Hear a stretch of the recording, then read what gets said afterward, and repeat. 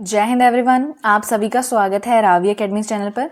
और आज का जो हमारा चैप्टर नंबर 4 रहेगा इकोनॉमिक्स का, वो है बजट। ठीक है, जो भी हमारी एक तरह से terms related to the budget होंगी, जो भी अकाउंट्स होंगे, उन सभी को हम यहाँ पे कवर करने वाले हैं। तो ज़्यादा टाइम हम वेस्ट नहीं करेंगे, तो शुरू करते हैं। तो बजट का मीनिंग क्या होता है?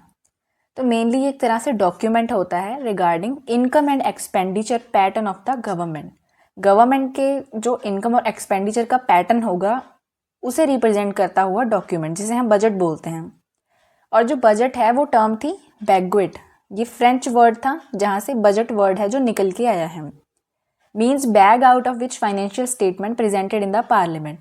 ठीक है, एक बैग होता था जिसमें से जो फाइनेंशियल स्टेटमेंट होती थी उसे पार्लियामेंट में प्रेजेंट किया जाता था। अभी जो हमारा कॉन्स्टिट्यूशन है वहाँ पर बजट वर्ड नहीं यूज़ किया गया है। ठीक है, ये मेन चीज़ है, आपने याद रखनी है। वहाँ पर यूज़ कर रखा है एनुअल फाइनेंशियल स्टेटमेंट को एज बजट, आर्टिकल 112 में। अभी बैलेंस्ड बजट होता है एक, तो टोटल जो बजट एक्सपेंडिचर होगा, अगर हम उसमें से टोटल बजट रिसीट्स को माइनस कर देते हैं तो हमारे पास बैलेंस्ड बजट आ जाता है। तो अभी यहाँ पर मैं कुछ बेसिक फैक्ट्स के बारे में बताऊँ तो जो यूनियन बजट होता है इसे प्रिपेयर किया जाता है डिपार्टमेंट ऑफ इकोनॉमिक अफेयर्स के द्वारा, मिनिस्ट्री ऑफ फाइनेंस। 1924 में एक्वर्थ कमेटी थी जिन्होंने रेकमेंड किया था रेलवे बजट को और जनरल बजट को, बट दोनों को मर्ज किया गया 2017 में। किसकी रेकमेंडेशन पे? Vivek Debroy committee of the NITI Aayog. तो budget as money bill, article 110 में जो मनी बिल के बारे में लिखा गया है। ठीक है, तो इसे इंट्रोड्यूस किया जाता है लोकसभा में। पहला जो बजट था प्रेजेंट किया गया था जेम्स विल्सन के द्वारा 1860 में। रिपब्लिकन बजट की बात करें तो जॉन मथाई के द्वारा ऑन द 28 ऑफ फरवरी 1950 को। अभी हमारे इंडिया के फाइनेंस मिनिस्टर की बात करें जो सबसे पहले थे, वो थे आर.के. शानमुगम शेट्टी। पूछा गया क्वेश्चन है, जो बने थे 26 ऑफ नवंबर 1947 को। फाइनेंशियल ईयर की बात करें तो ये पूछा गया था आपका कि फाइनेंशियल ईयर कब से कब तक होता है, तो 1 अप्रैल से 31 मार्च तक होता है। अभी बात करते हैं गवर्नमेंट बजट के बारे में। तो गवर्नमेंट बजट क्या होता है तो वर्ड है जो बजट ही है, इसके आगे बस एक गवर्नमेंट लगा रखा है, तो गवर्नमेंट बजट की बात कर रहे हैं, तो इसमें उलझने की ज़रूरत नहीं है। तो एक एनुअल फाइनेंशियल स्टेटमेंट होती है जो शो करती है एस्टीमेट जो रिसीट्स होती हैं और एस्टीमेटेड एक्सपेंडिचर। याद क्या रखना है यहाँ से? सिर्फ जो आपने नोट डाउन करना है, गवर्नमेंट बजट लिखना आपने, ठीक है, ऐसे एरो डाल के वहाँ पे सिर्फ आपने लिखना है रिसीट्स प्लस एंड जो एक्सपेंडिचर है, बस। किसकी होंगी वो तो पता ही है, गवर्नमेंट बजट है तो गवर्नमेंट की ही होंगी for the coming financial year. ठीक है, तो ये दो पॉइंट सेम ही हैं। बाकी मेन फंक्शन इनका होता है, जो गवर्नमेंट का मेन फंक्शन है, इसे नोट डाउन कर लेना, रीडिस्ट्रीब्यूटिंग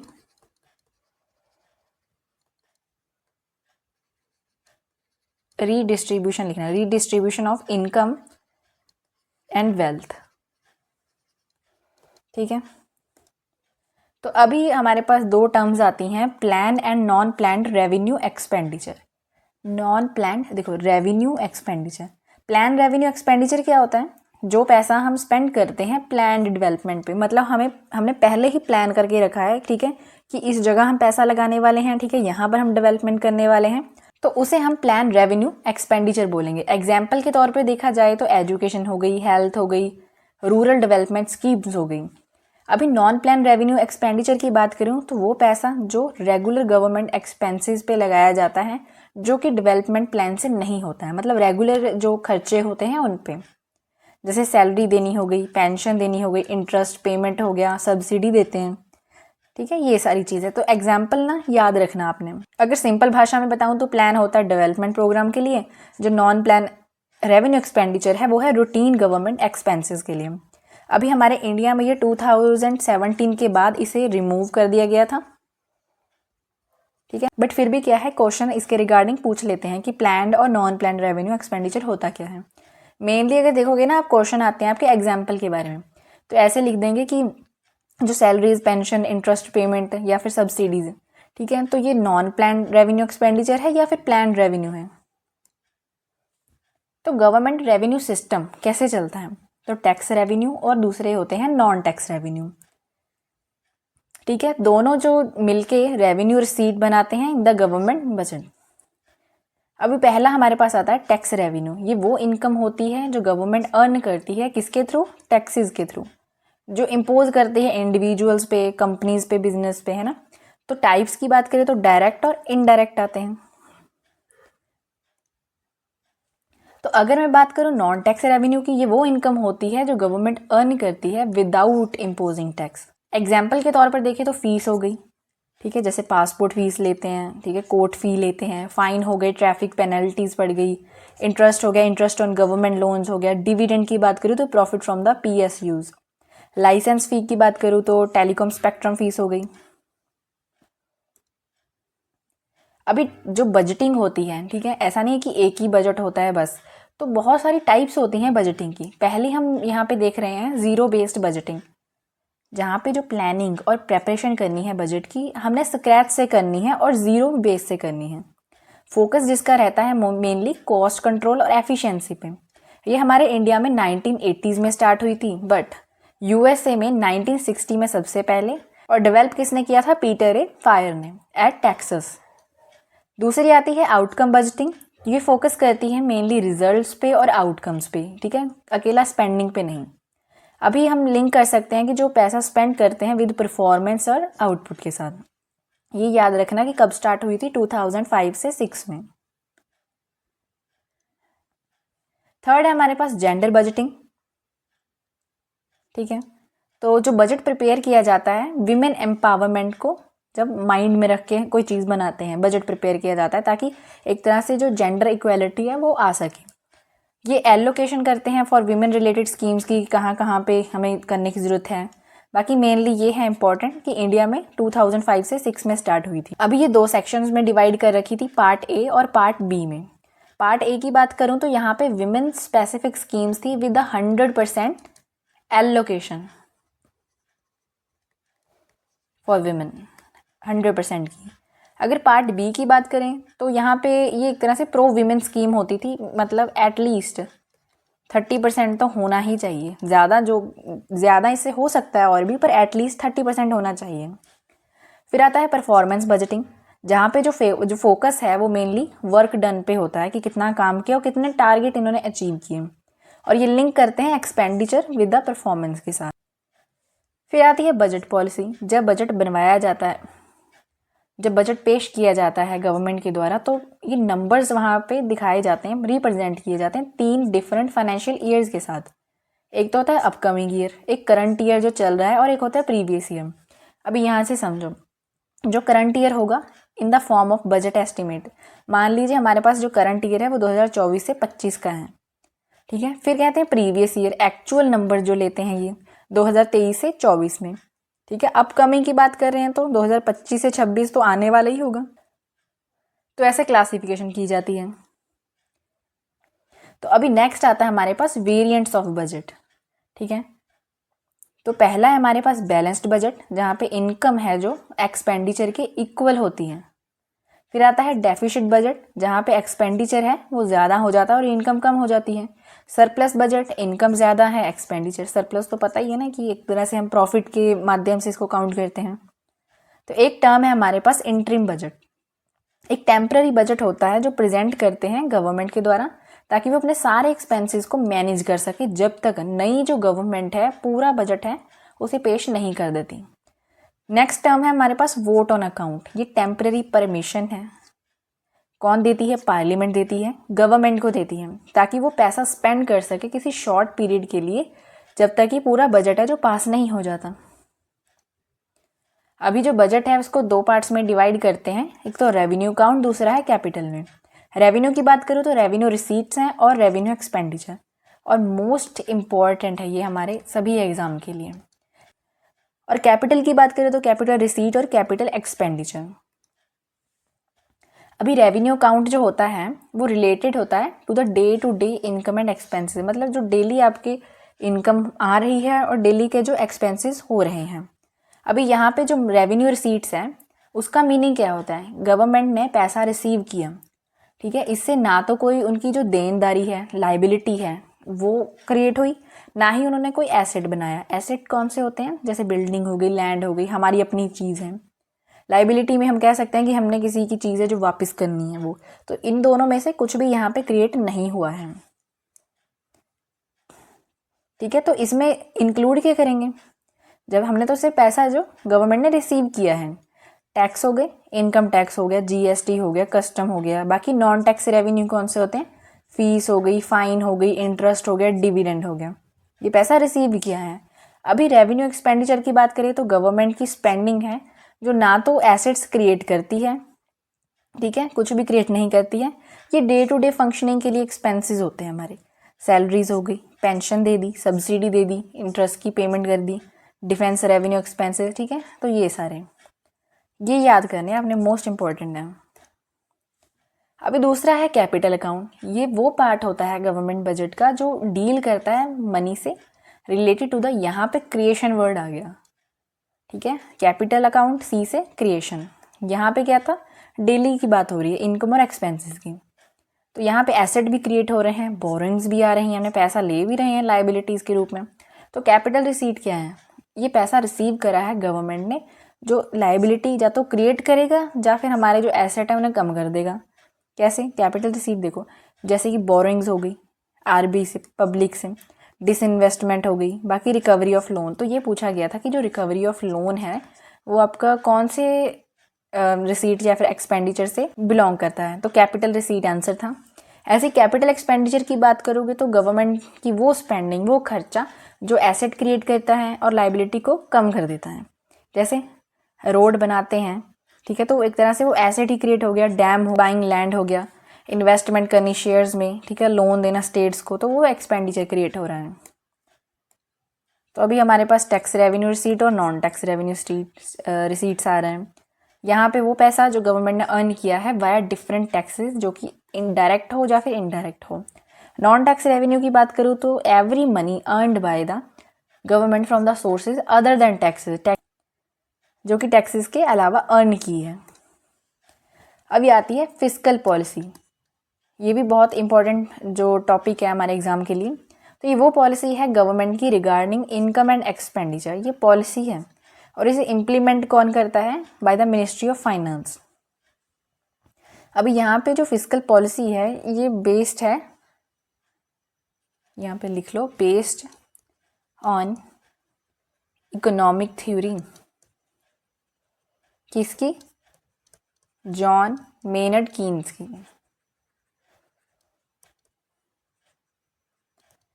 ठीक है। और अगर हम बात करें टाइप्स की तो पहली है न्यूट्रल फिस्कल पॉलिसी, जहाँ पे income is equal to expenditure होगा।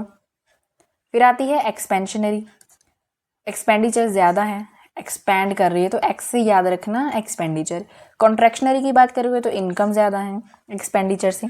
अभी मेन ऑब्जेक्टिव क्या होते हैं फिस्कल पॉलिसी के, ये पॉलिसी बनाने के मेन मकसद क्या होता है कि एक तो इकोनॉमिक ग्रोथ हो सके, इन्फ्लेशन को कंट्रोल कर सकें, अनएम्प्लॉयमेंट जो बेरोज़गारी है उसे कम कर सकें, इनकम इनक्वालिटी को कम कर सकें, ठीक है। और एक पॉइंट है not to increase the liquidity in the economy, मतलब ये चीज़ नहीं करते हैं फिस्कल पॉलिसी में।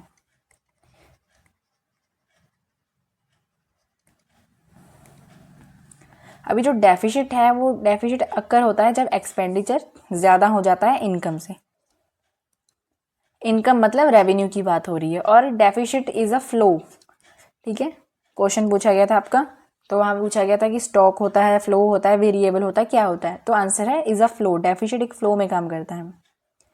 तो रेवेन्यू डेफिसिट होता है, इसकी टाइप्स हैं आगे, deficits of the central government के अंडर।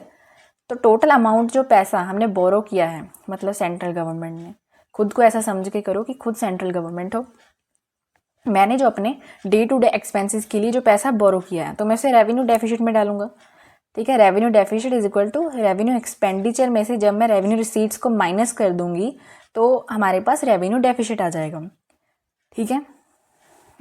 अभी दूसरा है fiscal deficit, total amount borrowed by the government, ये किसी भी पर्पस के लिए होती है, जितना भी पैसा गवर्नमेंट ने बोरो किया है किसी भी पर्पस के लिए। अभी इसका आता है टोटल एक्सपेंडिचर में से जब हम माइनस करते हैं, यहाँ पे ब्रैकेट है, revenue receipt plus non debt creating capital receipt. अभी यहाँ पे देखो जो non debt creating capital receipts होती हैं तो इसमें कौन कौन सी चीज़ें आती हैं। डिसइन्वेस्टमेंट हो गई। डिसइन्वेस्टमेंट का मीनिंग क्या होता है, जब गवर्नमेंट अपने सारे शेयर्स को बेच देती है पब्लिक सेक्टर कंपनीज में। ठीक है, दूसरा पॉइंट है हमारे पास रिकवरी ऑफ लोन्स। तो तीसरा एक और पॉइंट है सेल ऑफ गवर्नमेंट एसेट्स, जैसे कि लैंड सेल कर देनी, बिल्डिंग हो गई या फिर अदर एसेट्स हो गए। आगे आता है affective revenue deficit, amount of money borrowed by central government for its own purpose. देखो अगर आपने नोट्स बनाने हैं तो आपने ऐसा लिखना है कि रेवेन्यू डेफिसिट होता है फॉर दैट ओनली, जो आपने चीज़ वहाँ पे लिखनी है डे टू डे एक्सपेंडिचर, फिर उसका लिख लेना ये फार्मूला, क्योंकि फार्मूले से ही क्वेश्चन आते हैं। फिर फिजिकल डेफिसिट लिखोगे, ऐसे एरो डाल के लिख देना एनी पर्पस। फिर अफेक्टिव लिखोगे तो क्या लिखोगे, फॉर इट्स ओन पर्पस। अब इसका है रेवेन्यू डेफिसिट में से जब हम grants given by central government to the state governments, किसके लिए, फॉर एसेट क्रिएशन के लिए, जब माइनस कर देते हैं तो हमारे पास अफेक्टिव रेवेन्यू डेफिसिट आ जाता है। फिर आता है फोर्थ हमारे पास प्राइमरी डेफिसिट, जो शो करता है out of total money borrowed by government in one financial year how much they have used for, उन्होंने कितनी यूज़ की है इंटरेस्ट पेमेंट के लिए। तो अब इसका फॉर्मूला है प्राइमरी डेफिसिट का physical deficit minus interest payment. तो क्वेश्चन आपका ऐसे पूछा गया था कि अगर फिजिकल डेफिसिट और जो इंटरेस्ट पेमेंट है ये दोनों ही इक्वल हों तो आपका जो प्राइमरी डेफिसिट होगा तो ये ज़ीरो होगा। ठीक है, तो एक वर्ड यहाँ पे और आता है डेफिसिट फाइनेंसिंग। अब कहोगे कि ये क्या है, मतलब कि जो गवर्नमेंट है अपनी डेफिसिट को कैसे मीट करती है, बाय बोरोइंग और प्रिंटिंग न्यू मनी। तो आपने नोट डाउन करना है, it means the government meets इस डेफिसिट बाय बोरोइंग और प्रिंटिंग न्यू मनी। फिर आता है हमारे पास बजटरी डेफिसिट। तो जितनी भी ये टाइप्स हैं, वेरिएंट हैं या फिर डेफिसिट है आपके पास आई हैं, तो इन सबको पढ़ना बहुत ज़रूरी है। बजटरी डेफिसिट होता है जब टोटल एक्सपेंडिचर गवर्नमेंट का ज़्यादा हो इससे टोटल रिसीट से। तो काफ़ी बार कवर कर चुके हैं हम। फॉर्मूला है total expenditure minus total receipts. ठीक है,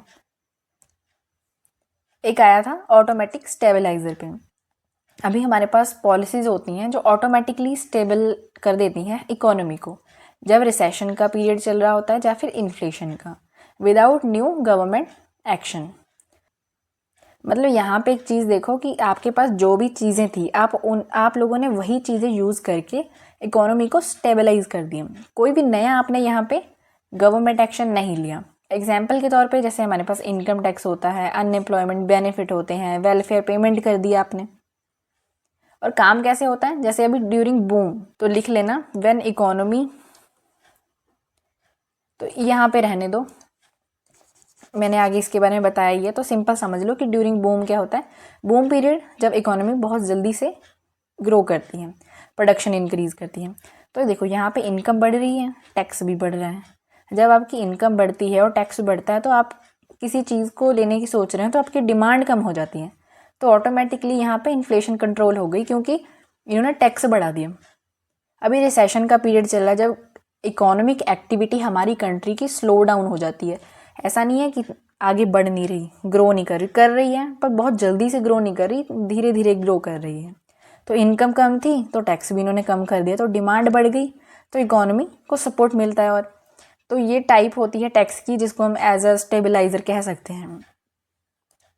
तो अभी यहाँ पर देखो बूम पीरियड ये सबसे ऊपर है ना, ये पीरियड होता है रैपिड ग्रोथ का, इकोनॉमिक ग्रोथ का, बहुत ज़्यादा जीडीपी बढ़ रही है, एम्प्लॉयमेंट बढ़ रही है, डिमांड बढ़ रही है। फिर रिसेशन का देखो ये यहाँ पे, मतलब इकोनॉमिक ग्रो तो कर रही है बट स्लो डाउन, जीडीपी गिर रहा है, राइजिंग अनएम्प्लॉयमेंट बढ़ रही है और लो डिमांड, मतलब धीरे धीरे जा रही है।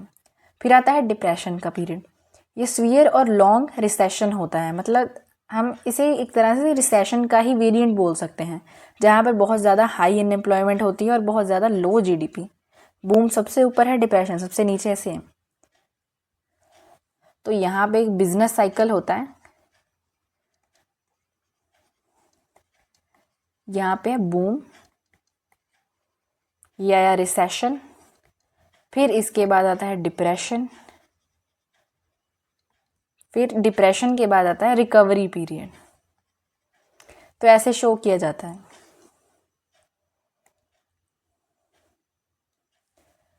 तो एक हमारे पास आता है central board of indirect taxes and customs. तो इसकी फुल फॉर्म पूछी गई थी एग्जाम में। ये एस्टैब्लिश किया गया था 1964 में। इसे पहले बोलते थे central board of excise and customs. ठीक है, 2018 में इसको रिनेम कर दिया after the introduction of GST. Department है रेवेन्यू का, मिनिस्ट्री है फाइनेंस की, गवर्नमेंट ऑफ इंडिया, और ये रिस्पॉन्सिबल होता है for the administration of indirect taxes के लिए। टैक्स कौन से हैंडल किए जाते हैं? जीएसटी हो गया, custom duty, central excise x, मतलब काफ़ी तरह की। और इस हेड करता है चेयरपर्सन जो बनाया जाता है। इतनी सी इन्फॉर्मेशन याद रखनी है। मेनली आपने एस्टैब्लिशमेंट, इसको रिनेम, डिपार्टमेंट, और रिस्पॉन्सिबल होता है इनडायरेक्ट टैक्सेस के लिए, बस। फिर आता है fiscal responsibility and budget management act, FRBM act 2003। तो ये एक तरह से लॉ है, गवर्नमेंट ऑफ इंडिया ने पास कर रखा है ताकि मेंटेन कर सके फिस्कल डिसिप्लिन को और रिड्यूस कर सके जो गवर्नमेंट डेफिसिट को। ठीक है, ऐसे क्वेश्चन आते हैं। ये लॉ है to control government spending and borrowing. ठीक है, शॉर्ट में ये है। मेन ऑब्जेक्टिव क्या है? रिड्यूस करना फिस्कल डेफिसिट को, रेवेन्यू डेफिसिट को, ये पूछा गया था। तो एक FRBM रिव्यू कमेटी होती है। तो 2016 में यहाँ पे लिख लो FRBM कमेटी, रिव्यू कमेटी। ठीक है, 2016 में से इसको हेड किया था NK सिंह ने। फैक्टर पेमेंट की बात करें तो जो वो पेमेंट्स होती हैं जो हम फैक्टर्स ऑफ प्रोडक्शन के लिए करते हैं फॉर देयर सर्विसेज, जो हमें सर्विस प्रोवाइड हुई है प्रोडक्शन में। अब एग्जांपल के तौर पे देखो, जैसे वेजेस होती हैं, हम लेबर के लिए पे करते हैं, रेंट देते हैं क्योंकि हमने लैंड ली है। ठीक है, इंटरेस्ट पे करते हैं क्योंकि हमने कैपिटल ली थी, इन्वेस्टमेंट कर रहे हैं तो हम इंटरेस्ट पे करेंगे। प्रॉफिट है, पेमेंट होती है एंटरप्रेन्योर के लिए। ठीक है, जिसका ये सारा बिजनेस हो। तो पेंशन, कई लोग सोचते हैं कि ये फैक्टर पेमेंट है।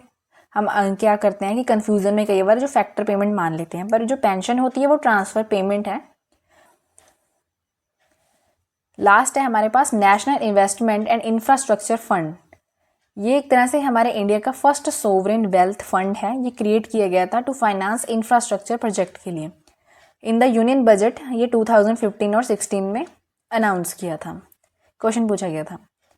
ठीक है, तो पर्पस क्या था कि फंड करना इंफ्रास्ट्रक्चर डेवलपमेंट को, जैसे कि रोड हो गए, रेलवे, पोर्ट्स और एनर्जी। अट्रैक्ट करना डोमेस्टिक और फॉरेन इन्वेस्टर्स को, ठीक है, ताकि वो यहाँ पे आके इन्वेस्टमेंट कर सकें। इसको मैनेज करता है national investment and infrastructure fund limited under the government of India. ठीक है, तो ये तो हमारा रहा था जब पूरा चैप्टर है हमारे बजट के बारे में, जहाँ पर हमने बहुत सारे डेफिसिट्स को कवर किया, इसके वेरिएंट्स को, टाइप्स को कवर किया, अलग अलग हमने इसमें टर्म्स को समझा। तो ये जो टॉपिक है हमारे एग्ज़ाम के लिए बहुत ज़्यादा इंपॉर्टेंट रहता है। ठीक है, बाकी अगर आप लोगों को इसके रिगार्डिंग कोई डाउट हो तो आप कमेंट सेक्शन में लिख सकते हैं। तो प्लीज़ चैनल को सब्सक्राइब ज़रूर करें एंड लाइक करें, एंड थैंक्स फॉर वॉचिंग।